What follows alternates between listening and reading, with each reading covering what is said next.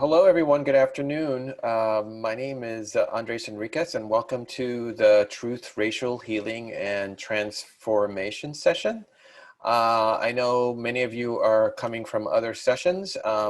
It's not a long walk, given that we are all virtual, but I really want to thank you all so much for joining our session today. I'm only sorry that we can't do this face to face, but it's pretty special to be with you all nonetheless.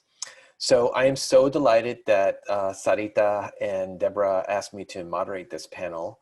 I've been a proud board member of Excelencia in Education for 9 years now. And so I'm just delighted to be part of all of the celebraciones. I'm hoping we can have a really good dialogue about this issue in terms of race and healing. And so as I reflected upon this topic, I remember myself going to college as a young man, and I remember thinking to myself, you know, I'm finally escaping New York and the inner city, and I'm going off to an idyllic world where there are going to be lots of intellectuals and intellectual talks and stimulating conversations, and I'll be away from all of these issues around race that was so impactful in my youth. What I found out was that I did not escape this systemic racism that I experienced as a boy, and in fact, it was on campus as well.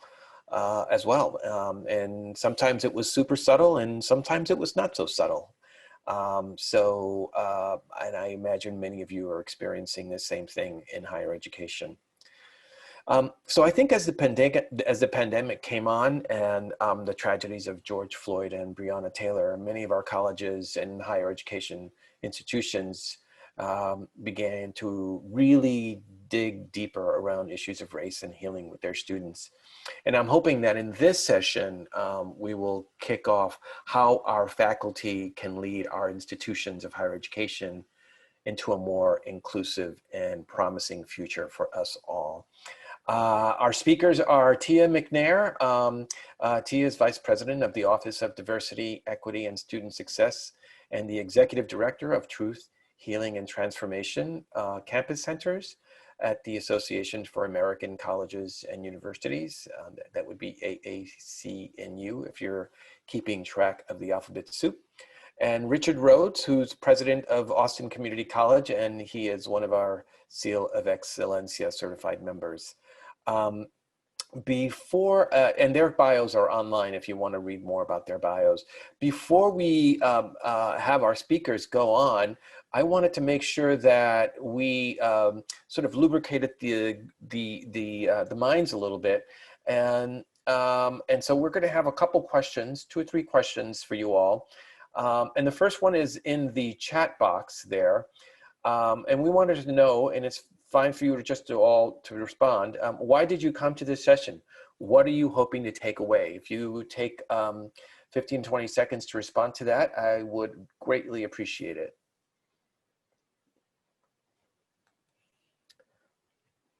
Okay, I'm gonna move on to a poll question now.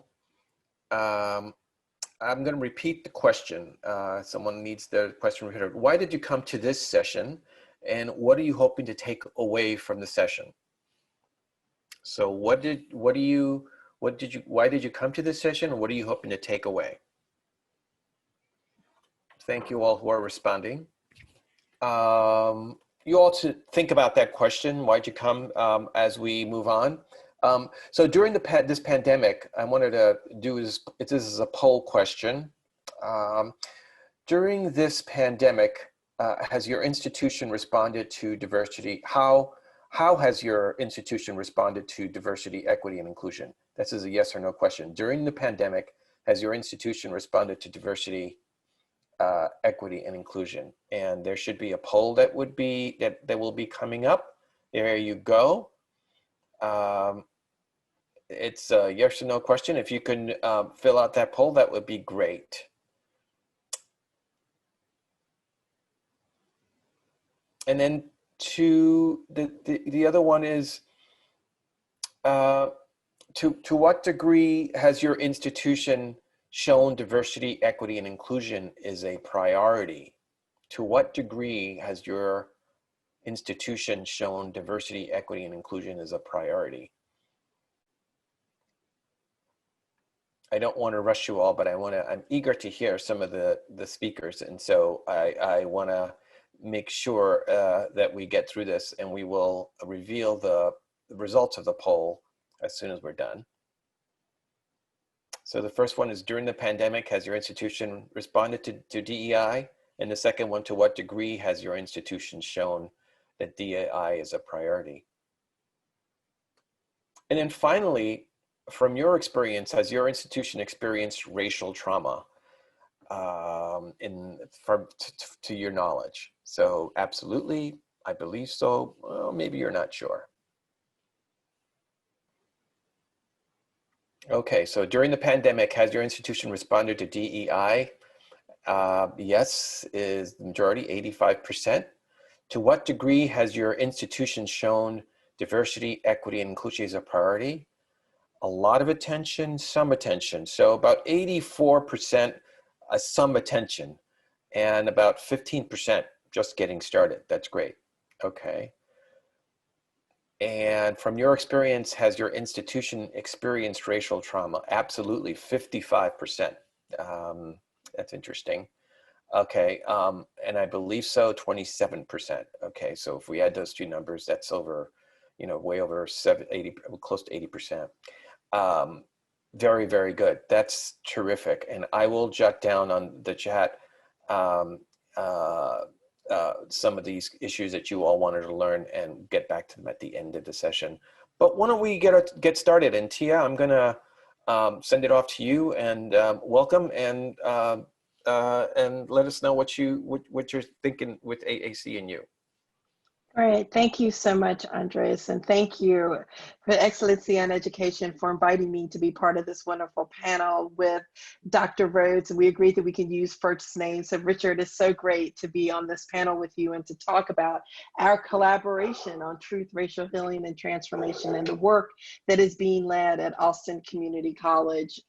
I am just honored and humbled to be with you all to share and to talk about the importance of truth, racial healing, and transformation, and how it's intimately tied and deeply connected to the success of our students, especially our students from various racial and ethnic backgrounds. And I think it's very important for us to understand the deep connection and how that actually is situated together. I am going to share just a few slides because sometimes I think some people need to see it visually.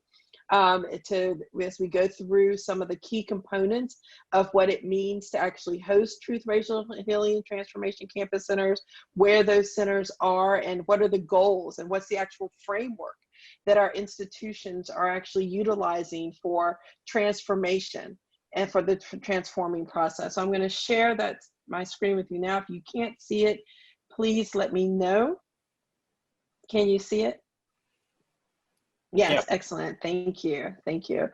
One of the things with the Kellogg Foundation, Gail Christopher, who was a senior vice president at the Kellogg Foundation and who's the visionary and architect of the Truth, Racial Healing, and Transformation effort, shared at the very beginning is that we have to, before we can transform systems and structures, we must do the people work first. And you're going to hear from Richard, and you're going to, if you look at the publications, is that changing our organizational culture and improving our educational environments so that our students have a higher sense of belonging, have the ability to be more engaged, and we're responsive to their individual needs and their experiences, is deeply tied to their success. And the work of TRHT and the work that we do with our institutions and educators at our institutions is to help understand the narrative about race, and not only at our institutions, but within our communities. But we have to realize that people implement policies and practices and design the structures and actually contribute to the organizational culture that is going to lead to sustained change. I hear Deborah Santiago talking all the time as a partner in the work about the intentionality. and that you have to be laser focused. Sarita says the same thing, that you cannot do the guesswork. You have to design the systems and the structures that are going to be responsive to the educational needs of our students. And today, and with the work that we're doing with Excelencia, we're focused on Latinx student success. And that is so important for us to be knowledgeable about racism. And you heard Andres talk about his own personal journey. Everyone has a story about their narrative on race. So one of the things that we do with all of our TRHT campus centers is ask them to establish a vision for their work. And we ask them to imagine what their communities would look like and feel like and be like when the false belief in racial hierarchy no longer exists. And for many, this is a challenging task as part of our work. And it's hard to imagine our communities not having a belief in racial hierarchy. But that's an aspirational goal that we, as educators, as contributors to the TRHT effort, we embrace, and we believe in that possibility because we know that that there's no other option for us. So AAC&U several years ago engaged with W.K. Kellogg Foundation and Newman's Own Foundation, the Papa John's Foundation, to actually establish the Truth, Racial Healing, Transformation Campus Centers. And one of those reasons that we wanted to do that in support of our existing diversity, equity, and inclusion efforts. Again, this does not replace the focus on equity and student outcomes and equity and student learning and looking at graduation and retention and completion rates. Those are still very important. The TRHT effort complements those efforts for the reasons that I've already mentioned, for the sense of belonging, for understanding students' lived experiences to be responsive, but it also helps us focus on the engagement of talking across differences, of civil dialogue, of deep listening, of having empathy for one another. Because I don't know about your experiences, but I have heard from others and from my own experience, is that is actually diminishing in our society. And it's a struggle that many educators are facing. That ability to talk across differences and to engage across our differences. So TRHT, the goal, and Gail Christopher, who's the visionary and architect, uses the terminology jettison because she's a Star Trek fan, those of you who are Star Trek fans, to jettison the false belief in a hierarchy of human value and replace that archaic notion with a reference and appreciation for the equal and interconnected nature of the human family. And there's a process for that. Every single one of our TRHT campus centers, at the foundational element, educators on those campuses go through what we call a preparation process and learn how to facilitate what we call RX racial healing circles, and what Gail calls RX racial healing circles. And she was very intentional about using the terminology RX because we have to be willing to acknowledge that when people share their narrative about race, when they share their truth and their experiences, that there's harm associated with that impacts us not only mentally, but physically. And the need to go through a healing process as a fundamental aspect of the transformation that has to happen at our institutions and within our communities is a key aspect of our work.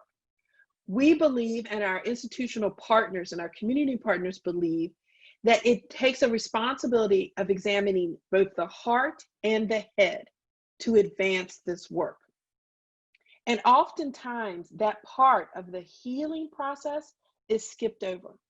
And we prepare educators to help teams and people who participate and are brought into circle, participate in dialogues that we can actually share and communicate one another. And that's actually a preparation process that we engage in. So we have 25 institutions, and you will see Austin Community College, and they were our first college at a national level to join us in this effort. And I'm so happy and excited to be listening to Richard and how he's going to talk about how this work is transforming ACC. They were our first community college, and we can see that we have the diversity of all institutional types, from HBCUs to Research One, to, even if you look at this next page, a military college, the Citadel, is engaging in this work with us, regional comprehensive, across the board. institutions are examining the narrative about race and then how that has an impact on their students, and reimagining the assignments and the educational experiences to help students have higher levels of understanding about diversity and learning. This is all intimately tied to their success and their retention and their engagement with us. If you have the opportunity, I strongly encourage you to download this publication. We hold these truths, dismantling racial hierarchies and building equitable communities. And the work is featured of the first 10 campus centers, including ACC, and how they started the process and what their aspirations are and how they're going to be moving forward. And that's available on our website at AAC&U.org. So here are the goals and objectives of the TRHT campus centers. And every single TRHT campus center develops an action plan based around these goals. Those action plans are very different depending on the strategic priorities of the institution and their local communities and their service area. But these are the uniting pieces for all of them, asking questions about how do we create a positive narrative about race? But first starting about what is our narrative about race in our community and at our institution, and promoting racial healing activities, actually holding circles and listening to people. And then from that, with their action plan, be very specific about how they can erase structural barriers to equal treatment and opportunity, and looking at it through economic policies, legal policies, educational policies, housing policies within their communities, so that students and educators and community partners have an opportunity to identify the key leverage points for change, and in collaboration and coordination, work to dismantle racism. And then, of course, with the vision statement, what will our communities look like and feel like? This is so very important for us if we're thinking about the success of our most diverse students, and all of our students in particular, especially today when we're talking about Latino student success. So this is the framework. I've already mentioned it. It focuses on narrative change. The institutions are looking at curricula. They're looking at representation in the media. They're looking at symbols on their campus and doing deep reflection on those, having interviews, as I've already mentioned, and then situating all that within racial healing and building strong community and institutional relationships to move this work forward. And then asking questions about how our systems and structures and policies in these areas are built on a false belief in a hierarchy of human value, and helping to work with our students as we prepare them to be leaders, to build just and equitable communities, how those systems are based on that false belief of a hierarchy of human value. If we think about racial healing as a process and a tool that first facilitates trust and builds authentic relationships so that we can have conversations across differences. I just want to say thank you for just giving me just those few minutes just to give a brief overview of the work that we're doing, but this is a tool, is a process. It is not the only strategy that campuses are utilizing, but it's the one that we have embraced at AAC&U.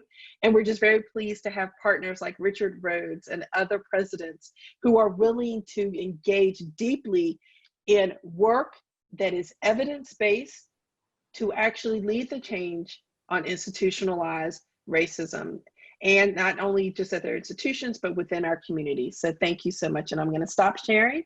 And I think, Andres, I'm going to turn it back over to you. Am I going to Richard? Yeah, I'll take a moderator's moment here to ask if I know the grant, before we get a sense of how Richard is doing it on his campus. I know the Kellogg Foundation grant is done. However, if others wanted to get involved in this, should they contact you? What's the process for that?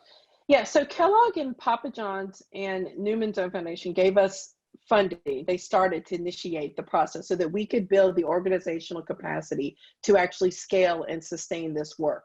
We are still in the process of always trying to secure additional funding to bring in a new cohort. We just recently brought in a new cohort earlier this year. So that process is ongoing. But as far as the TRHT Campus Center Institute. That happens every year. It's now part of AAC&U's providings that we do for all of our member institutions if they're interested in learning more about TRHT, and that happens every June. This year, we had representatives from our first 10 campus centers, including Austin Community College, serving as mentors, working with institutions to help them understand how to facilitate RX racial healing circles and to go through a preparation process, but also how do you translate that framework into practice and develop action plans that can be held accountable for change. So if anyone's interested, they can contact us and attend the Summer Institute. And then if they want to actually host a TRHT Campus Center, they don't need to wait on funding from us. They can actually just partner with us in that so that we can move forward. Excellent. That's great to know. I really wanted to make sure that our attendees understood that. And let's get a more ground level perspective on this, on what's going on. Let's turn this over to Richard Rhodes from ACC. Dr. Rhodes. Oh, great. Thanks, Andreas. And thank you, Tia, and thanks for the opportunity for Austin Community College to become a part of TRHT and become a TRHT campus. It is truly transformative to Austin Community College, and I thank you for that opportunity to us. I also want to say thank you to Sarita and Deborah for Excelencia, and highest honor that we got this past year was being recognized with the seal of Excelencia. And so thank you so much and the opportunity to be with you today. Let me just talk just a little bit, let me just describe what Austin Community College looks like. We have about 42,000 credit students in any fall semester. We have 15,000 non-credit students. We have 11 campuses spread over an area that is a service area that's approximately the size of the state of Connecticut. We have 13 early college high schools and 13 PTECs or career academies. And it was just 10 years ago that Austin Community College became an HSI, Hispanic Serving Institution. We also work with 26 different school districts. And so 10 years ago, we just passed that threshold of 25% of our student population is Hispanic Latinx. And today, 39% of our student population is Hispanic Latinx, 8% Black, and 5% Asian. So we are now a majority minority serving institution. So that kind of describes Austin Community College. I would say our intentional journey in looking at racism and started probably about 8 years ago. And we're an Achieving the Dream institution. At the time, our coach from Achieving the Dream was Dr. Kay McClenny. And as we began to look at the data, it became very evident that we had major and significant disparity gaps. And so the question is, what do you do about that? And how do you begin to address that? Because it's got to be systemic. And you've got to understand what the data reflect before you can deal with it. So we began, under the guidance of Dr. McClenny, of having a series of conversations internal to the college to begin with, and asking, and so we did a series called Undoing Institutional Racism. Having the courageous conversations that were very hard conversations to have in Austin, Texas. And so that was really the start. And I remember one of those sessions where we brought together people from both the community and internal to ACC. And we broke everybody out into different groups. And the purpose was to say, have you experienced or can you identify and talk about seeing racism in this community in these different areas? And the areas we broke out into were housing, real estate, local government, law enforcement, judicial, financial institutions, retail, K-12, and then we said Austin Community College. Let's talk about that. So the groups broke out, they talked about it, and everybody came back and reported out. And ACC was the last one to report out. So every one of the groups could spend, if they wanted to, hours about describing how they saw racism within the community in those different pockets. We got to the last group was ACC, and they said, this group said, you know, ACC is just doing really good work, and you know, I'm not sure we can do much better. And then the question was, then why do we have such significant disparity gaps at ACC? And so that was the hard question to move us forward. And then, you know, fortunate enough, later we had the opportunity to apply for and become a TRHT campus. And through that, and thanks to AAC&U and TIA, this transition has been transformative for us. So what we began to do is have series of conversations of bringing the community in to take a deeper dive on this and to do training and such things as beyond diversity training, requiring all of our administrators to go through beyond diversity training. We created the TRHT Center. We hired a director for the center. Our new director is Dr. Kyrie Williams and is doing amazing work. We just recently created a new position, which is called the Chief Equity, Diversity, and Inclusion Officer. Mr. Larry Davis was hired for that position. And between the two, then it is, what do we need to do internally? And what do we need to do to bring the external community into the college? And how can we impact the entire service area of Austin Community College? We are currently renovating space to have a big open community center for the TRHT Center that will be opened in the spring semester. But one of the things is, how do you articulate that you are committed to undoing institutional racism, that you really are serious about making a difference in equity?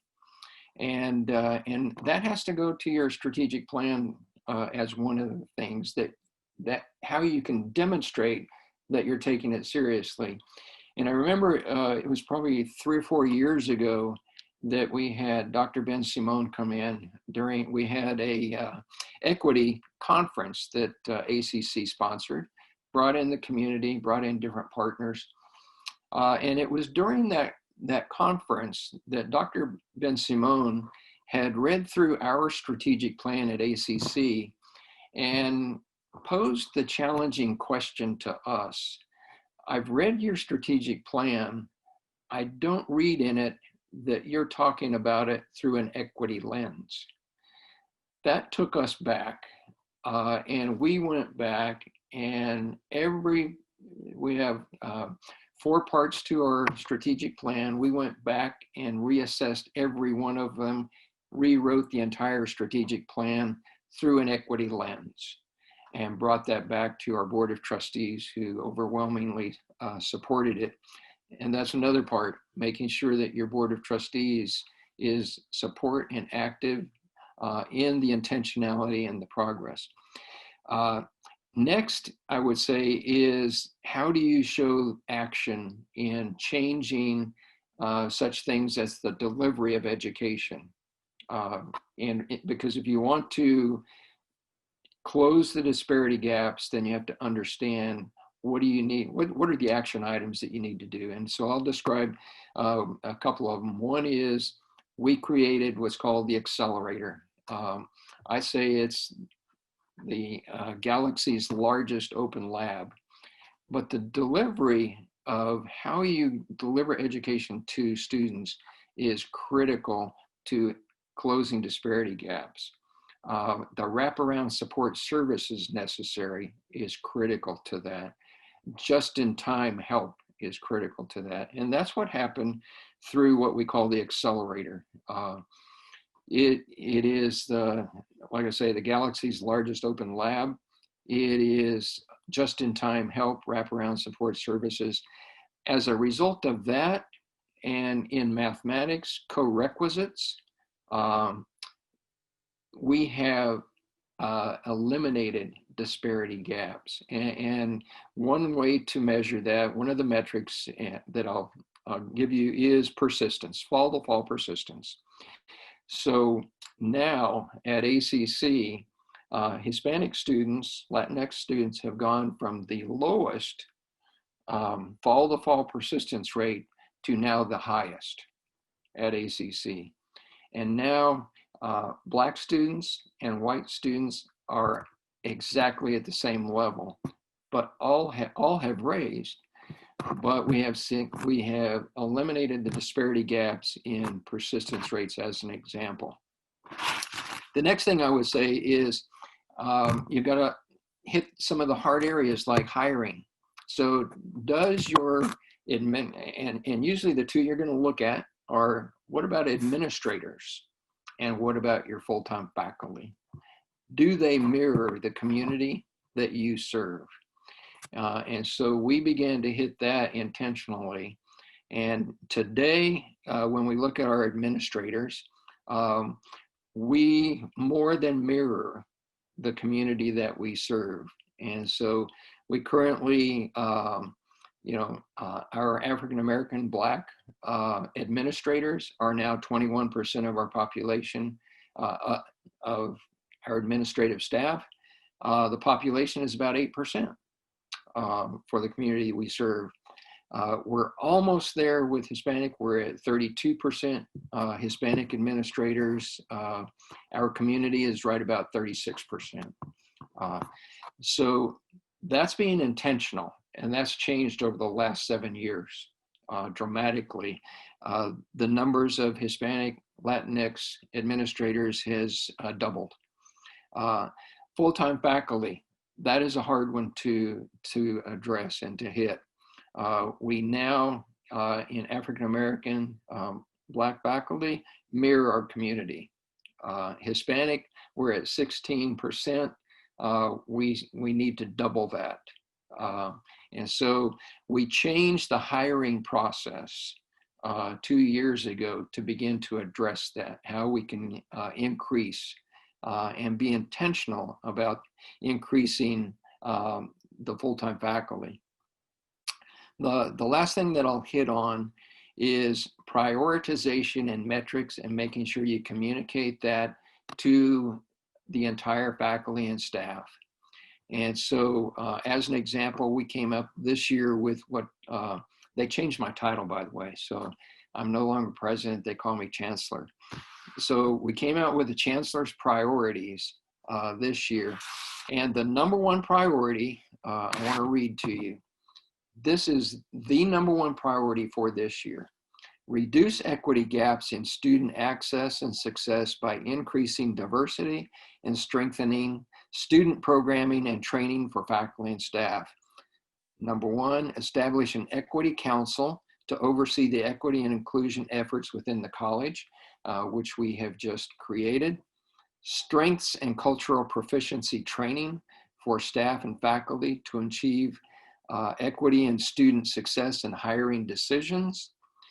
Open the TRHT Campus Center, which will be open this spring. Establish a strategic enrollment plan focused on equity, diversity, and inclusion. So how do we reach out to the community and bring the underserved populations into ACC? So that kind of talks about, I could probably talk for a couple of days on everything that I'm proud about what our faculty and our staff have been doing, because they are an amazing family. But I'll close on a few things that Tia was talking about. One is listening and empathy, and trying to get that across to all of the employees, because that is critical if we're serious about student success.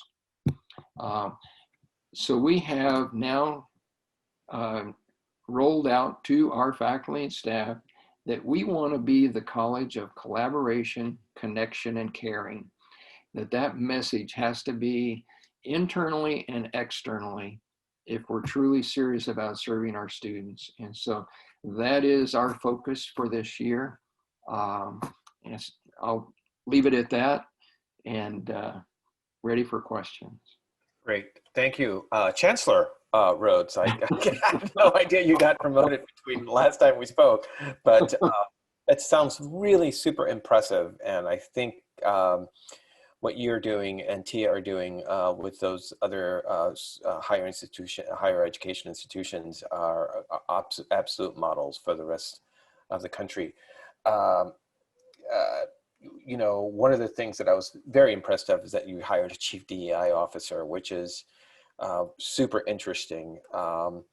And one of the things I want to ask you is, like, we know that, you know, this ain't easy and it ain't cheap. So can you just say a bit about your challenges? Just a couple sentences about one or two challenges that you might have that are gnawing, if you will. Yeah, you know, the one I would say is trying to transform how we look. And so, and that's why I focused on full-time faculty, but it's also our adjunct faculty. Do they mirror the population that we serve? Because that is critical. That is one of our greater challenges, is to make sure that the processes are right to allow that to happen. As far as COVID has been a real challenge to us, and has more than opened our eyes to some of the glaring issues that we have in Austin, Texas, like across the country, in being able to meet the needs of underserved student populations in such things as, do they have access to internet? So, you know, that's glaring absence. And so how do we as a college make sure that we can help make that happen? That's hard. To find ways to work with business and industry, to find ways to reach out to different populations, to make sure that they have the capability to take virtual coursework, and that we have the right wraparound support services. I just have to brag about our faculty and staff stepping up to the plate and making those types of things happen. But they are challenging. They're expensive. Yep. To make those things happen. But I think, you know, also, Andreas, to your question, is this is the first year we've hired a chief DEI officer. I can't say it's hard. It's intentional, though, and it's you have to do things like that to show that you're serious and that you want to change the direction of the college and the community, and to bring them together. And if you don't put the eyes to it, and make sure that you show the actions necessary, then it's just words. You got to have action behind it. Got it. I want to make sure that our folks at Excelencia, I want to queue up a video that I want to show soon after the question that I asked Tia, and then what I want to do for attendees and participants, if you can go ahead and use the Q&A form there and go ahead and ask questions. I'd like to ask the panelists as many questions as I can get here with the time remaining. Tia, I noticed that Spelman College was on the list of institutions that you had, and I think what we're seeing in HSIs is that, you know, there are 25–30% Latinos, but in places that are minority institutions, that this is still a conversation that needs to be had. Can you say a little bit more about that? I thought that was super interesting.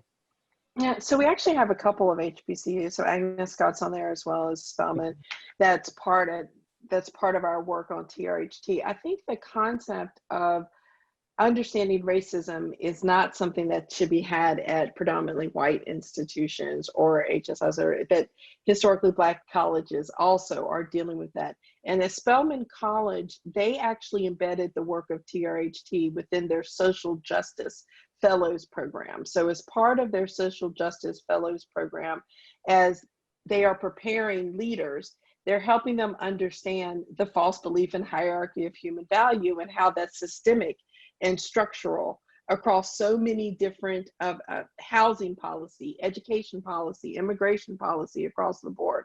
So Spelman is actually engaged with bringing together community partners and institutions to have difficult dialogues and conversations about race within the Atlanta area. And then what does that mean for their work at Spelman as leaders in this field and other HBCUs in partnership with other institutions to have more of a coordinated, as you heard Richard talking about, a coordinated effort.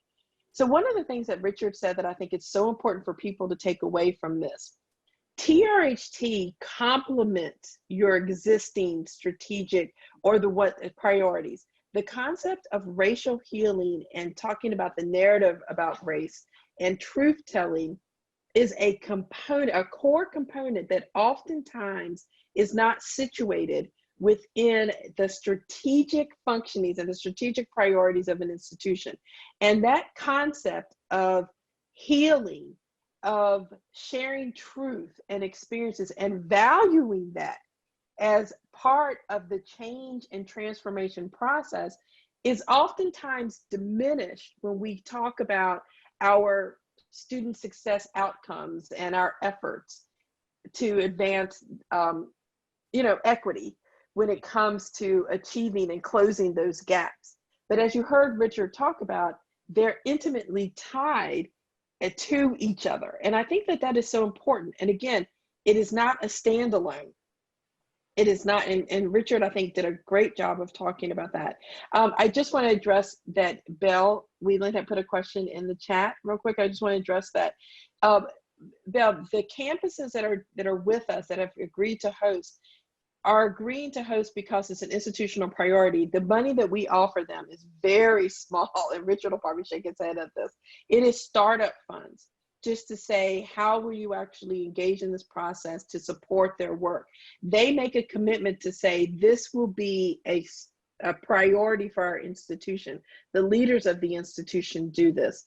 And then they provide the additional funding, as Richard has, moving forward. So we have already operationalized the TRHT Institute as part of an AAC&U summer program offering, so more campuses can come in at their own expense without grant funding if they're interested, and learn about how this effort can support their existing DEI work. And it shouldn't, I'm glad you said something about that, Tia, and thank you, Belle, for chiming in. These are the kinds of things that shouldn't depend upon money, even though there is an incentive. But if it's just about getting the next grant, it's probably not where your heart and commitment is. Jose, why don't we cue up the videotape and cue that? I think it'd be great for the attendees to look a little bit more at the TRHT AAC&U model. So if we can start that, that'd be great.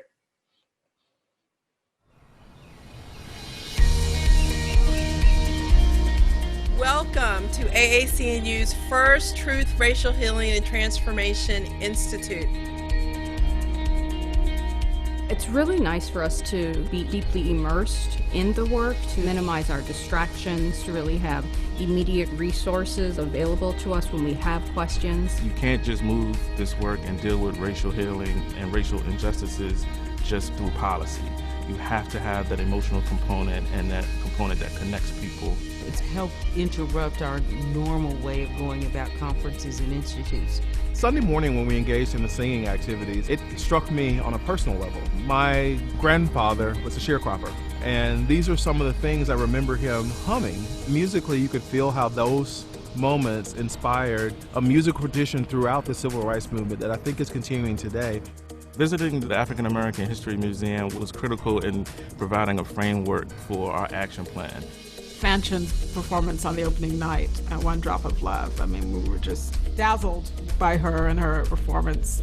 The team time has forced us to be very introspective. We aren't experiencing community hate groups coming to our campus. The other schools are. Yeah. We maybe be enjoying some privilege.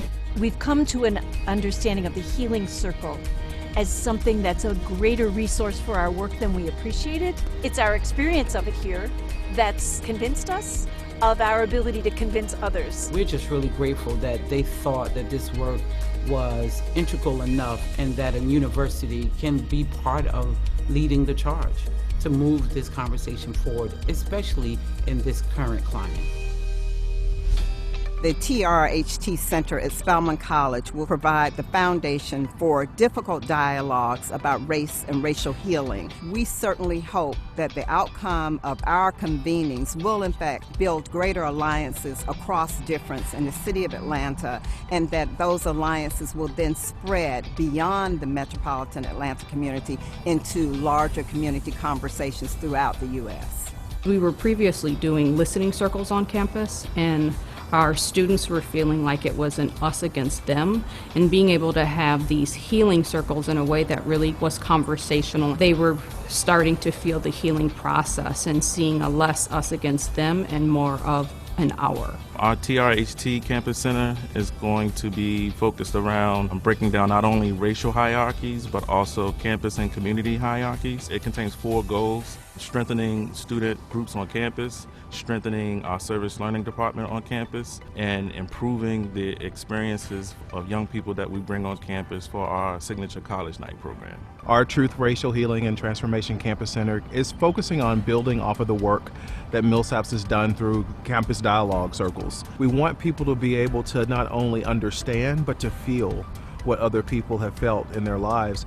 Our TRHT Center is all about empowering both our community and our college. Our projects are relatively small conversations, but strategically placed in spots where colleagues are developing program and need to be more in depth with each other as they develop them.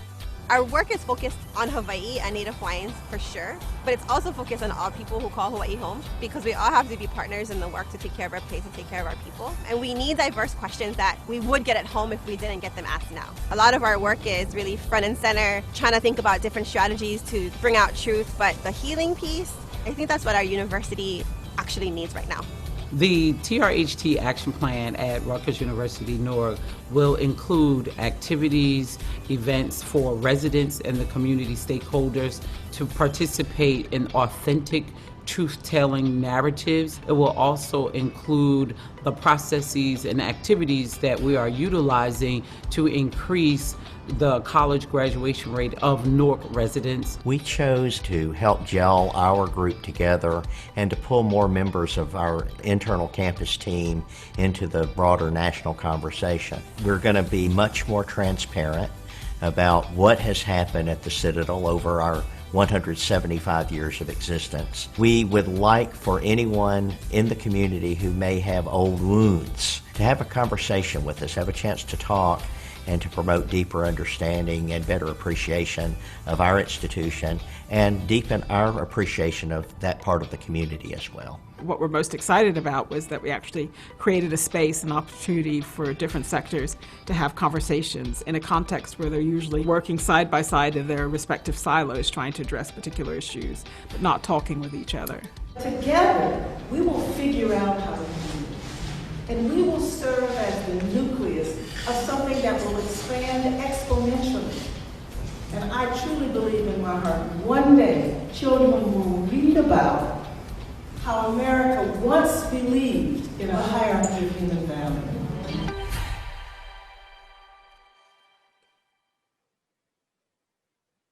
Okay, that's a fantastic video, and I wanted to give the attendees more of a sense of what you all are doing, Tia, with some of your institutions. So thank you. I wanted to make sure that folks who are still with us, if you ask questions, we're going to try and get to the Q&A right now. One of the questions for the panel is, how are the institutions reaching out to an ever-increasing number of Latino students on campuses? Is administration recognizing this and taking action beyond sharing data? Yeah, I'll go after that one. But our, you know, this is a time, especially during the pandemic, that you can't wait for students to come to you. You have to go out and be active and intentional and intrusive about getting out to them, because like I say, you know, it's hard enough when they're on campus to make sure that they're following up when they have some problems. This is the time we've got to go out. And so, you know, one of the people that's on this is Dr. Willie Martinez, who's in our student services area, and they are just doing amazing work. And I tell you, you know, as I get out into the community, what I'm hearing over and over and over again from community members, and I even heard this last night. I was on a panel to talk with interreligious sponsoring organization throughout Central Texas.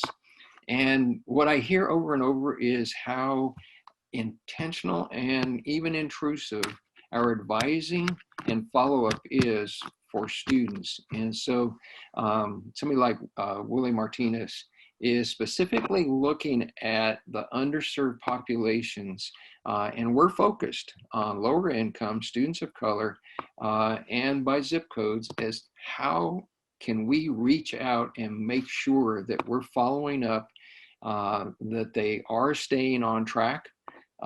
You know, if they're with us, and if they're not registered, why not, and how do we get them there? But it, you know, it's hard work, but it's intentional, and you have to identify it. You have to use the data to know who you have to serve and how far to go. And it just, they're doing, our student service is just doing some amazing work in that area. Excellent. Okay, I think this question is for you as well, Richard. I think folks, and Tia, if you want to jump in as well. So people really want to get a sense of how do you change the hiring practices at your institutions? Like, what does that actually look like? Yeah, the first thing that we did was we looked at the entire hiring process, especially for full-time faculty. That's where we have the greatest disparity on looking like our community. And so we looked at the entire process, and we had from our HR department, from the academic areas and faculty, who came together as a team, went through that process and said, these are the areas that we need to change. Number one is we weren't asking the right questions. And so we changed both the interview process, but also the application process, so that we could better understand why we were not able to hire African American and Hispanic Latino. So you just have to go through it step by step and understand what you need to change so that you get more applications, that you reach out, that how you advertise is different. And then once you get them into the process, how do you follow what's the right process? Mm-hmm. Mm-hmm. Very good. Very good. I wanted to know, Tia, this is for you. This is a moderated minute. You know, if there are faculty here who are attending this session and want to bring this up to their administration or to their deans, how would you ask them to go about this? What would be the best approach? Well, one, I think that they should reach out and not only talk to us, but talk to some of the leaders at the existing TRHT campus centers, because I think people really want concrete examples on how this is translated into practice. I strongly encourage them to read the publication, We Hold These Truths, because what we haven't talked about is that we have a national evaluator for the TRHT campus centers. And every single campus center has an evaluation plan and an accountability plan, because we don't want people to think that this is something that is on the periphery of the work that has to be done for the larger, connecting to the larger strategic priorities of the institution, which we keep emphasizing through this session. So I think if you read the publication, you'll see the work on how we're trying to capture data and evidence about how this work is contributing to the success and the priorities of the institution, but also moving the needle on racism and institutionalized racist practice and how practices and how that's actually manifests within our daily activities and that are happening at the institution.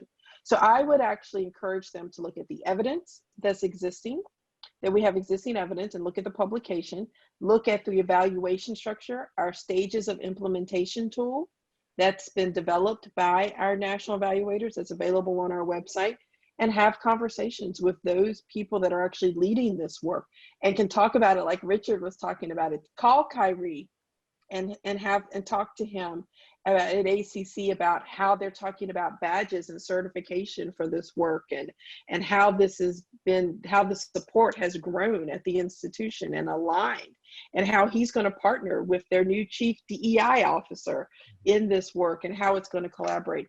I think having those concrete examples like that will actually help move it forward, instead of just saying, oh, we want to do racial healing circles. Well, this is so much more than just doing racial healing circles. That's a key component, but it's so much more that is focused on the transformation process.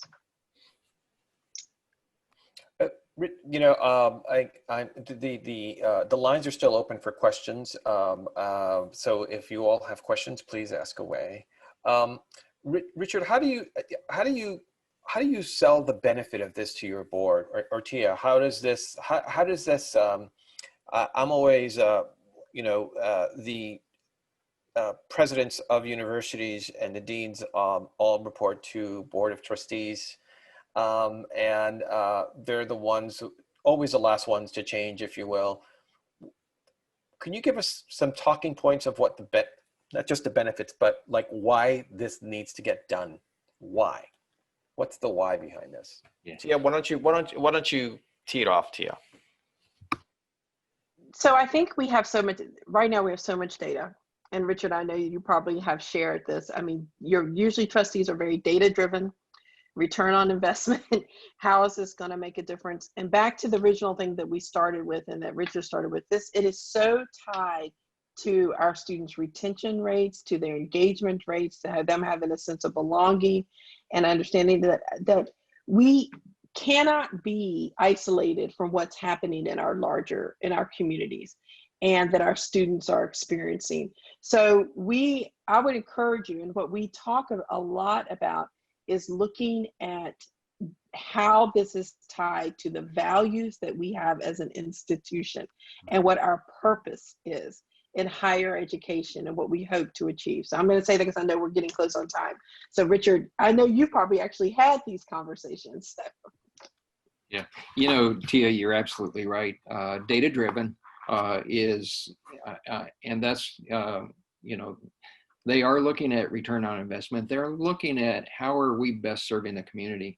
You know, I'm blessed at Austin Community College because I've got a tremendous board that already embraces equity and diversity and inclusion, and have been right there with me, you know, at my side. So we're a team moving forward together.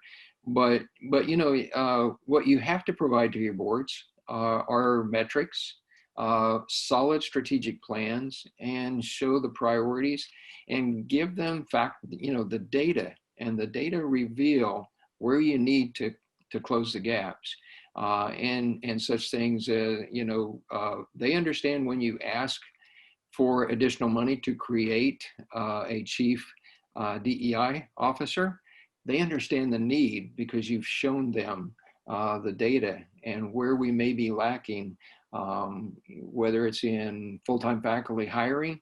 They understand that we've got to make some changes, and they're right there to support that. And a few years ago, the same thing in advising. You know, we weren't providing the types of advising and counseling services necessary to really do the right things for the right reason for our underserved populations, and they increased the budget for advising to meet that need, or whether it's in technology, but they are there because they understand the issues, and we have a diverse board. Well, that really helps. That really get it. That's not the case for many institutions.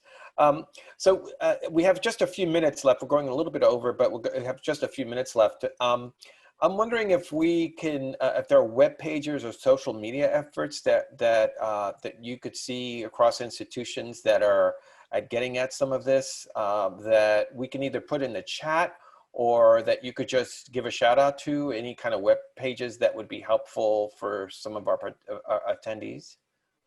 So at AAC&U, you can go on and then look under our Truth, Racial Healing, Transformation, but every single one, so Rutgers, University, Newark, their TRHT, UMBC, ACC, all of them, when opportunities or their work, for example, on the National Day of Racial Healing, which is always the day after MLK Junior Day, all of our TRHT campus centers are engaged in the National Day of Racial Healing, and they have it. You can just put that in Twitter, you can put that on Facebook, you can see what our institutions are doing. And the Kellogg Foundation, which actually launched the National Day of Racial Healing, they curate the social media and the report, so you can also look at their website as well. So you can go on our website at AAC&U, you can look at the TRHT Campus Center, their direct websites and their social media feeds, but the National Day of Racial Healing, they try to bring together what all of the different institutions and community partners in TRHT are doing. Very good. In our few remaining minutes, another question from Dr. Whelan. Often when you pay more attention to one group over another, you're likely to get some backlash from those who perceive being excluded. Did you at AAC&U or any other of the institutions experience that? At ACC, pardon me, Richard.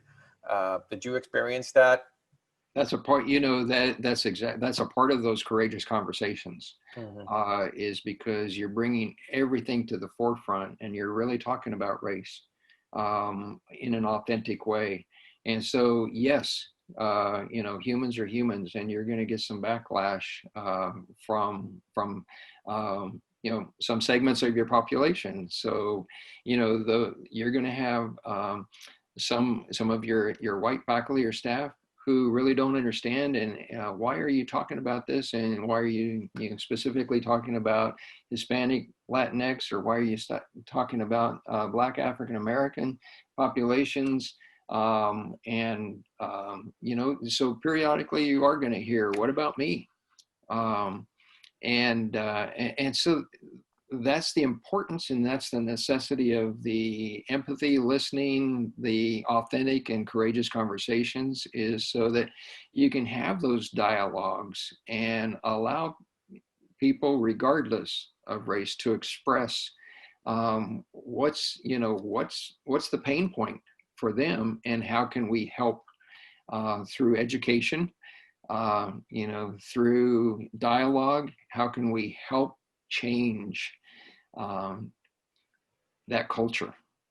Excellent. And just so, and for AAC&U, when we first launched, just to be completely honest, we did get some hate mail. We did get the alt-right. We had a couple articles written about the work. Why are you doing this? What's happening? So when we first launched it, fortunately we haven't had that happen continue on as we move forward. But when we first announced the Truth, Racial Healing, Transformation effort and our work with higher ed institutions, there was an attack. But that has unfortunately been something that has happened across higher education for so many different reasons. And not just higher education, I should remind everyone, it's the margins always come into the mainstream somehow, unfortunately. I want to thank my esteemed panel of speakers, Chancellor Richard Rhodes, Dr. Tia McNair. Thank you so much for participating in this. I hope you all who are attending follow up on some of these on TRHT and look into some of these websites. I think this is a critically important time to be doing this. I'm sure Tia and Richard are guiding lights and doing this. And with that, I want to thank my panel and thank those who have attended. And please enjoy the rest of the afternoon. Thank you all. Thank you.